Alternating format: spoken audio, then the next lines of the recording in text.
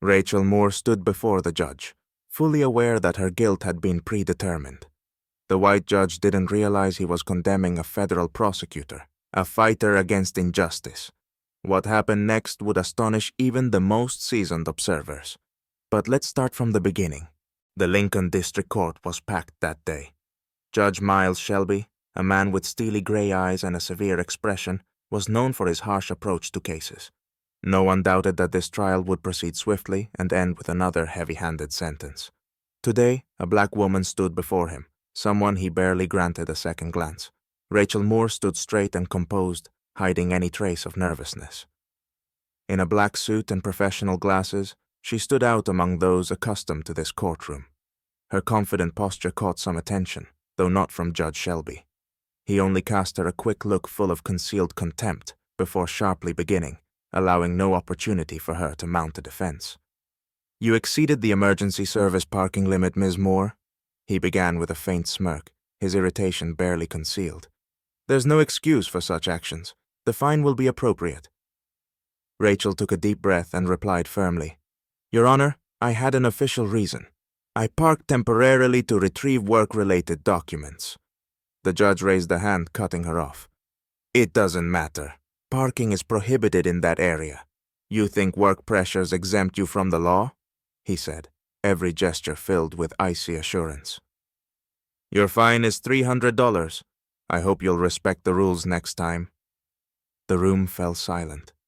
The spectators looked between the judge and Rachel, awaiting her reaction. She maintained her composure, clenching her jaw to hide any sign of frustration or offense. Judge Shelby seemed to be dragging the moment out to assert his authority. "Your Honor," Rachel began again, her voice clear and steady. "I'm on government duty. I can provide documents to verify the necessity." "That's enough," Shelby interrupted her again, refusing even a glance in her direction, as though her words weren't worth his attention. "This statement is irrelevant." A flush of anger surged in Rachel's chest, but she forced herself to remain calm. Her inner resolve stayed firm, and she caught a glimmer of interest in the eyes of several onlookers. People were beginning to suspect there was more to this woman than met the eye. Judge Shelby adjourned the session, nodded at the clerk, and left, as if his decision were final and the proceedings were no longer her concern. But this was far from over.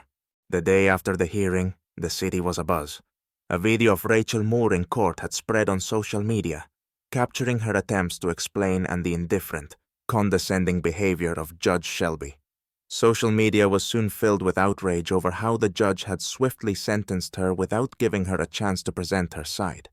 Comments multiplied, sparking a wave of indignation.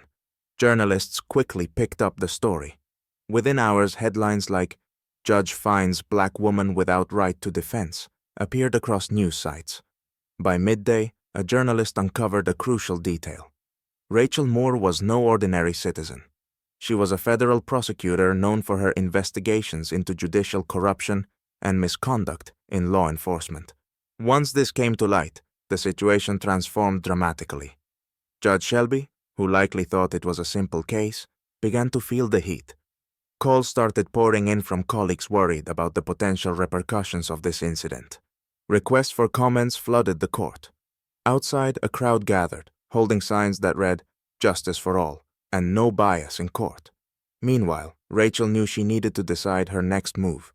Friends and colleagues encouraged her to address the media openly, but Rachel wanted a more strategic approach. She decided to hold a press conference, where she would recount the incident, emphasizing that she had faced bias in a setting where the rule of law should be paramount. At the press conference, Rachel spoke clearly and confidently, avoiding direct accusations while making the flaws of the system she'd encountered unmistakably clear. She stressed that such treatment was unacceptable for any citizen, regardless of their status. The press quickly latched onto her words, transforming the incident into a public issue. Soon, several attorneys filed a petition with the court, requesting an investigation, arguing that the judge's conduct could be an ethical violation. In front of the entire city, Judge Shelby found himself at the center of a major scandal, now faced with the choice to either admit fault or defend himself under intense media and public scrutiny. 3 days after the incident, tensions in the city were at a boiling point. Protesters gathered at the courthouse from early morning, demanding justice and an open investigation into Judge Shelby's actions. Local activists supporting Rachel distributed leaflets, calling for a fairer and more transparent judicial system.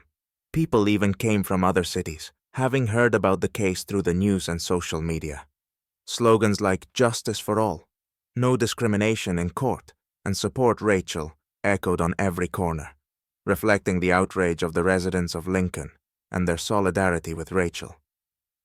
Inside the courthouse, there was a palpable sense of panic. Judge Shelby sat in his office, trying to ignore the noise outside and the constant stream of messages from colleagues and press representatives. He received a letter from the Judicial Ethics Commission, demanding an explanation of his actions at the last hearing. The commission requested documents and called for an internal review. Though Shelby was used to absolute power and respect, he now felt his confidence waning. Initially, he intended to ignore the scandal, thinking it would blow over, but it grew harder to resist with each passing day. Some colleagues began distancing themselves. A few judges openly questioned his professionalism, seeing the seriousness of the situation. Journalists demanded statements, but Shelby remained awkwardly steadfast, claiming this was all overblown and that he had acted within the law. He believed there was no racial bias in his actions and that the issue was being sensationalized by the media.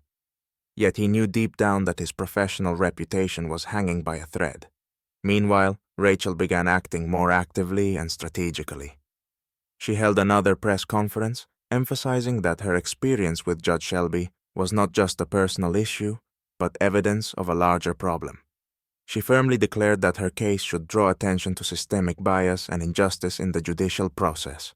Her speech was clear and confident, with no hint of excessive emotion, yet every point hit home. She highlighted that the prejudice against Black people in courtrooms was not an isolated incident, but a frequent occurrence needing systemic change. Her speech resonated widely. A video of it quickly spread on social media, amassing millions of views. Users launched a campaign with the hashtag #JusticeForRachel, and the story reached national news. Rachel received support not only from friends and colleagues, but also from renowned lawyers, activists, and even judges from other states. She quickly became a symbol of the fight for justice and equality in the courts. Concerned attorneys joined her cause, publicly condemning the judge's behavior and calling for a fair investigation. Under the media and public pressure, Shelby eventually agreed to an interview to explain himself, hoping to calm the situation. But the interview was a disaster. He struggled to hide his irritation, and when reporters began asking pointed questions about his attitude toward Black defendants, he lost his composure. Initially, he tried to dismiss the accusations as fiction, but under the journalist's scrutiny, he grew increasingly defensive, casting doubt on his impartiality. One journalist directly asked if he believed his decision was biased. Unable to contain himself, Shelby responded with a sharp remark that quickly became sensational. "I always make the right decision, regardless of who's before me, and I don't need moral lessons from people who don't understand how laws work." This comment sparked even greater outrage. Rachel observed the unfolding events with steadfast resolve. She knew she now had a chance to affect not just her fate, but also to reform a system that had been unjust for too long. At that moment, she became not just a victim of injustice, but a leader for change in the judicial system. Under pressure from all sides, Judge Miles Shelby found himself at the center of an ethics investigation by the Judicial Commission. Media involvement, activist support, and public condemnation of his statements made his position nearly untenable. The commission scheduled a public hearing to evaluate his actions and behavior. Interest was high, and the courtroom was filled with journalists, members of the public, and Rachel's supporters. At the hearing, Judge Shelby, fully aware of the threat to his career, finally attempted to express remorse. He stated that his actions had been a mistake, that he should have been more objective, and that his words were misinterpreted. Yet his tone remained condescending, and many understood that his apology was aimed more at salvaging his reputation than at genuine contrition. Rachel was present and, when given the floor, spoke with clarity and confidence.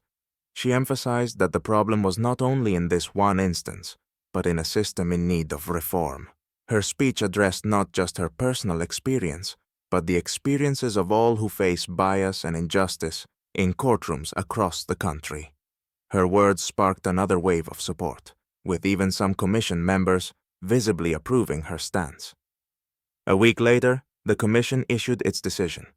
Judge Shelby was temporarily suspended, with the possibility of permanent removal pending further investigation.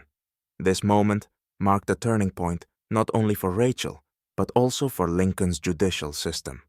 Soon, a committee was formed to review the cases Shelby had overseen, aiming to identify other instances of possible bias. Though Rachel had won this battle, she didn't stop. She continued working with activists and legal organizations to push for judicial reform. Her case inspired hundreds, and many people began sharing their own stories of bias, finding hope and support in her victory. Shelby, left without his position, found himself isolated. His attempts to restore his reputation were unsuccessful, and he was forced to face the reality that his beliefs and biases had led to his downfall.